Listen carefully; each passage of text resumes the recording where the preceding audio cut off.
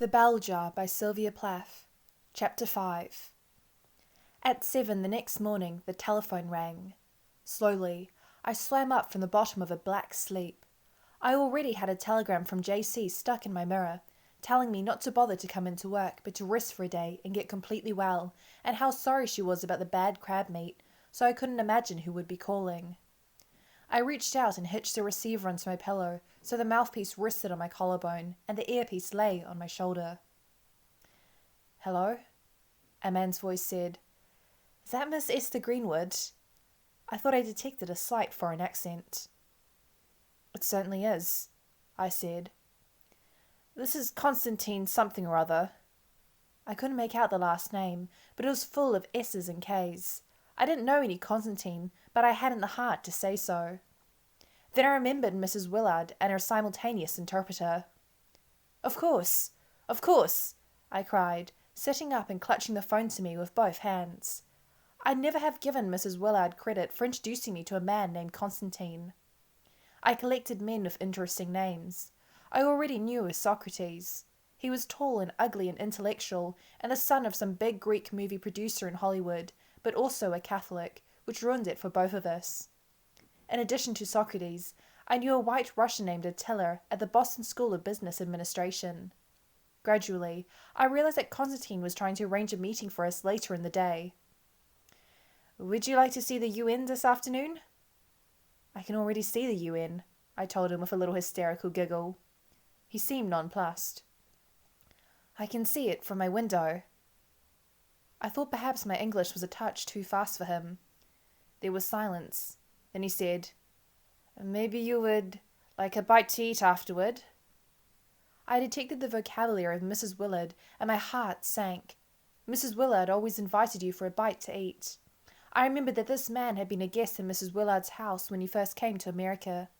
Mrs. Willard had one of these arrangements where you open your house to foreigners, and then when you go abroad they open their houses to you.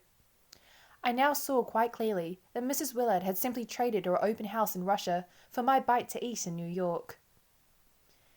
"Yes, I would like a bite to eat," I said stiffly. "What time will you come?" "I'll call for you in my car about 2. It's the Amazon, isn't it?" "Yes." "I know where that is." For a moment I thought his tone was laden with special meaning, and then I figured that probably some of the girls at the Amazon were secretaries at the UN, and maybe he had taken one of them out at one time. I let him hang up first, and then I hung up and lay back in the pillows, feeling grim. There I went again, building up a glamorous picture of a man who would love me passionately the minute he met me, and all out of a few prosy nothings. A duty tour of the UN, and a post-UN sandwich. I tried to jack up my morale. Perhaps Mrs. Willard's simultaneous interpreter would be short and ugly, and I would come to look down on him in the end the way I looked down on Buddy Willard. This thought gave me a certain satisfaction, because I did look down on Buddy Willard, and although everybody still thought I would marry him when he came out of the TB place, I knew I would never marry him if he were the last man on earth. Buddy Willard was a hypocrite. Of course, I didn't know he was a hypocrite at first. I thought he was the most wonderful boy I'd ever seen. I'd adored him from a distance for 5 years before he even looked at me. And then there was a beautiful time when I still adored him, and he started looking at me. And then just as he was looking at me more and more, I discovered quite by accident what an awful hypocrite he was, and how he wanted me to marry him, and I hated his guts. The worst part of it was I couldn't come straight out and tell him what I thought of him, because he caught TB before I could do that, and now I had to humour him along till he got well again and could take the unvarnished truth. I decided not to go down to cafeteria for breakfast. It would only mean getting dressed, and what was the point of getting dressed if you were staying in bed for the morning? I could have called down and asked for a breakfast tray in my room, I guess, but then I would have to tip the person who brought it up, and I never knew how much to tip.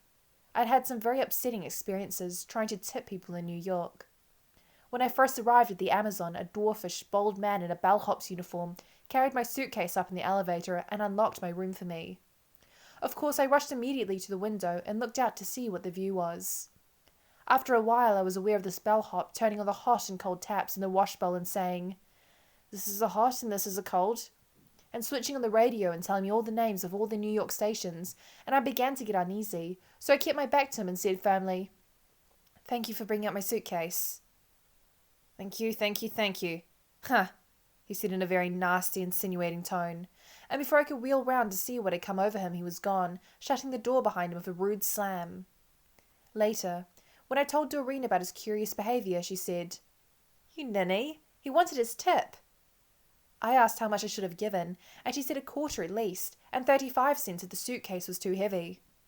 Now I could have carried that suitcase to my room perfectly well by myself, only the bellhop seemed so eager to do it that I let him.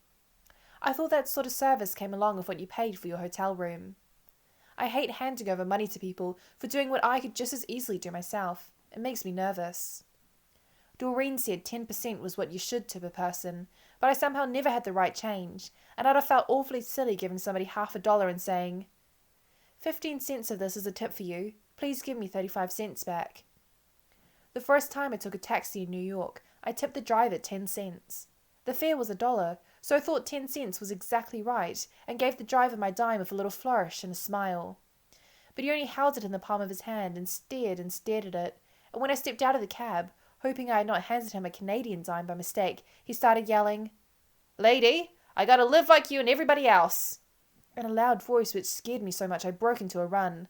Luckily, he was stopped at a traffic light, or I think he would have driven along beside me yelling in that embarrassing way. When I asked Doreen about this, she said the tipping percentage might well have risen from 10 to 15% since she was last in New York. Either that or that particular cab driver was an out-and-out louse. I reached for the book the people from Ladies' Day had sent. When I opened it, a card fell out. The front of the card showed a poodle in a flowered bed jacket, sitting in a poodle basket with a sad face, and the inside of the card showed the poodle lying down in the basket with a smile, sound asleep under an embroidered sampler that said, "You'll get well best with lots and lots of rest." At the bottom of the card somebody had written, "Get well quick, from all of your good friends at Ladies' Day," in lavender ink. I flipped through one story after another, until finally I came to a story about a fig tree.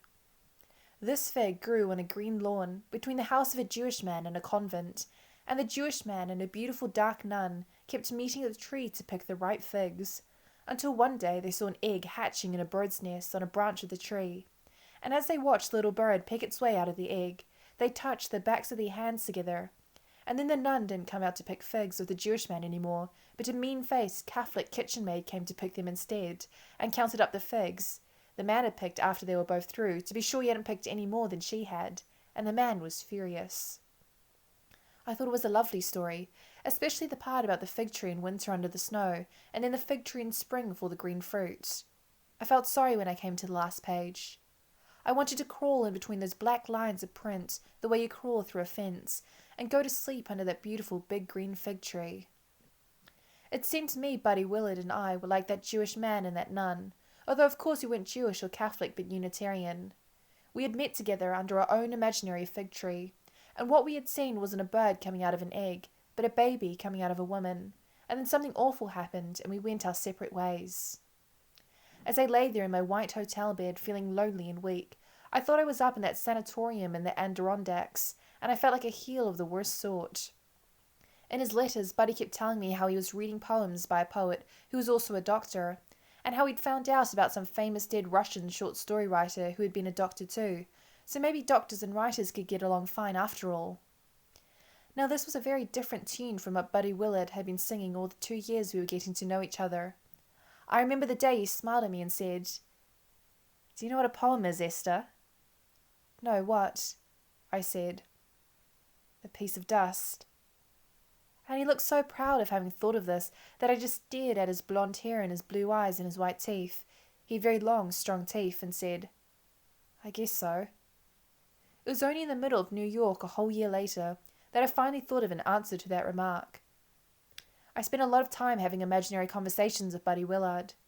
He was a couple of years older than I was, and very scientific, so he could always prove things.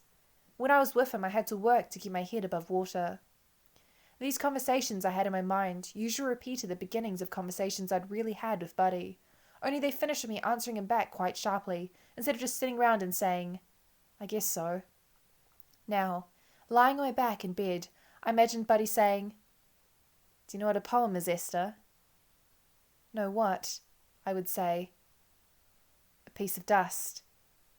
Then just as he was smiling and starting to look proud, I would say, "So are the cadavers you cut up. So are the people you think you're curing. They're dust as dust as dust. I reckon a good poem lasts a whole lot longer than 100 of those people put together.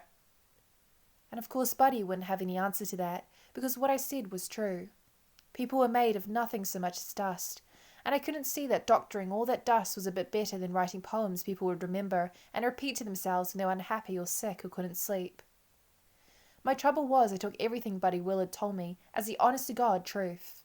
I remember the first night he kissed me. It was after the Yale junior prom. It was strange the way Buddy had invited me to that prom.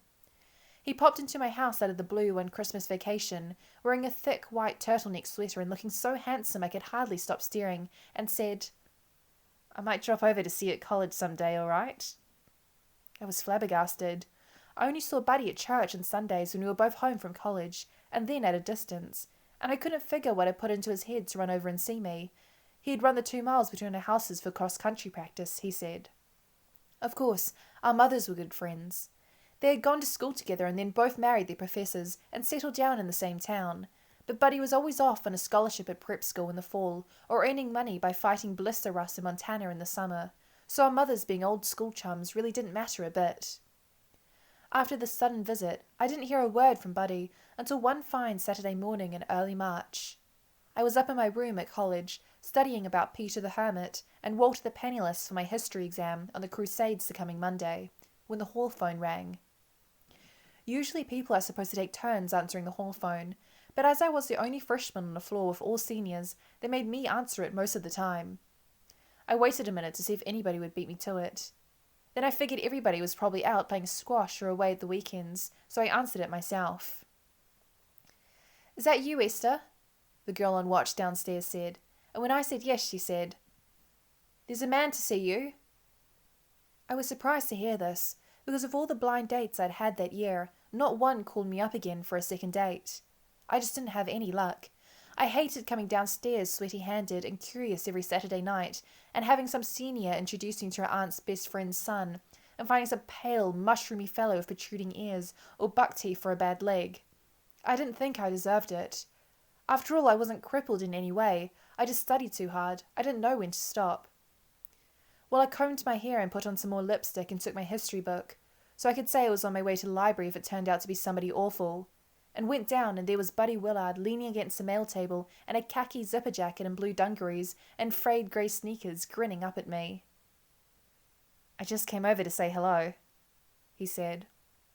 I thought it odd he should come all the way up from Yale, even hitchhiking, as he did, to save money, just to say hello. "Hello," I said. "Let's go and sit out on the porch." I wanted to go out on the porch because the girl on watch was a nosy senior and eyeing me curiously. She obviously thought Buddy had made a big mistake. We sat side by side in 2 wicker rocking chairs. The sunlight was clean and windless and almost hot. "I can't stay for more than a few minutes," Buddy said. "Oh, come on, stay for lunch," I said. "I can't do that. I'm up here for the sophomore prom with Joan." I felt like a prize idiot. "How is Joan?" I asked coldly. Joan Gilling came from our hometown and went to our church and was a year ahead of me at college. She was a big wheel president of her class and a physics major and the college hockey champion. She always made me feel squirmy with her starey pebble-coloured eyes and her gleaming tombstone teeth and her breathy voice. She was big as a horse, too. I began to think Buddy had pretty poor taste. "Oh, Joan," he said. "She asked me up to this dance 2 months ahead of time, and her mother asked my mother if I would take her. So what could I do?" "Well, why did you say you'd take her if you didn't want to?" I asked meanly. "Oh, I like Joan. She never cares whether you spend any money on her or not, and she enjoys doing things out of doors. The last time she came down to Yale for house weekend, we went on a bicycle trip to East Rock, and she's the only girl I haven't had to push up hills. Joan's all right." I went cold with envy. I'd never been to Yale, and Yale was the place all the seniors in my house liked to go best on weekends. I decided to expect nothing from Buddy Willard. If you expect nothing from somebody, you are never disappointed. "You better go and find Joan then," I said in a matter-of-fact voice. "I have a date coming any minute, and he won't like seeing me sitting around with you." "A date?" Buddy looked surprised. Who is it? It's two, I said. Peter the Hermit and Walter the Penniless. Buddy didn't say anything, so I said, those are their nicknames. Then I added, they're from Dartmouth. I guess Buddy never read much history because his mouth stiffened. He swung up from the wicker rocking chair and gave it a sharp little unnecessary push. Then he dropped a pale blue envelope with a Yale crest into my lap. Here's a letter I meant to leave for you if you weren't in. There's a question in it you can answer by mail. I don't feel like asking you about it right now. After Buddy had gone, I opened the letter. It was a letter inviting me to the Yale Junior Prom. I was so surprised I let out a couple of yips and ran into the house shouting, I'm going! After the bright white sun on the porch, it looked pitch dark in there, and I couldn't make out a thing. I found myself hugging the senior on watch. When she heard I was going to the Yale Junior Prom, she treated me with amazement and respect. Oddly enough, things changed in the house after that. The seniors on my floor started speaking to me, and every now and then one of them would answer the phone quite spontaneously, and nobody made any more nasty, loud remarks outside my door about people wasting their golden college days with their noses stuck in a book. Well, all during the junior prom, Buddy treated me like a friend or a cousin. We danced about a mile apart the whole time, until during Auld Lang Syne, he suddenly rested his chin on the top of my head, as if he were very tired. Then in the cold, black 3 o'clock wind, we walked very slowly the 5 miles back to the house where I was sleeping in the living room on a couch that was too short because it only cost 50 cents a night instead of $2 like most of the other places with proper beds. I felt dull and flat and full of shattered visions. I had imagined Buddy would fall in love with me that weekend, and that I wouldn't have to worry about what I was doing on any more Saturday nights the rest of the year. Just as we approached the house where I was staying, Buddy said, Let's go up to the chemistry lab. I was aghast. The chemistry lab? Yes. Buddy reached for my hand. There's a beautiful view up there behind the chemistry lab. And sure enough, there was a sort of hilly place behind the chemistry lab from which you could see the lights of a couple of houses in New Haven. I stood pretending to admire them while Buddy got a good footing on the rough soil. While he kissed me, I kept my eyes open and tried to memorize the spacing of the house lights so I would never forget them. Finally, Buddy stepped back. Wow, he said. Wow, what? I said, surprised. It had been a dry, uninspiring little kiss, and I remember thinking it was too bad both our mouths were so chapped from walking 5 miles in that cold wind. Wow, makes me feel terrific to kiss you. I modestly didn't say anything. I guess you go out with a lot of boys, Buddy said then. Well, I guess I do. I thought I must have gone out with a different boy for every week in the year. Well, I have to study a lot. So do I put in hastily. I have to get my scholarship after all. Still, I think I could manage to see you every 3rd weekend. That's nice. I was almost fainting and dying to get back to college and tell everybody. But he kissed me again in front of the house steps, and the next fall when his scholarship to medical school came through, I went there to see him instead of to Yale, and it was there I found out how he had fooled me all those years and what a hypocrite he was. I found out the day we saw the baby born.